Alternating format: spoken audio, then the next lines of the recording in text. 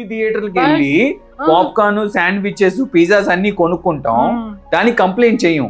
Doctor దగ్గరికి వచ్చి consultation fee కట్టి ఆయన రాసిన మందులు పని చేయకపోతే మాత్రం మనం కంప్లైంట్ చేస్తాం. ఈజీగా ఒక రివ్యూ రాసేయచ్చు కదా, ఒక రివ్యూ రాసేయచ్చు. అందుకే చెప్తున్నాను, మీరు రివ్యూస్ చూసి హాస్పిటల్కి వెళ్తే, రివ్యూస్ చూసి డాక్టర్ తెలుసుకుంటే మోసపోతారు. ఇప్పుడు ఏముందండి, 10 మంది డబ్బులు ఇచ్చి రివ్యూలు రాయమంటే రాయరా?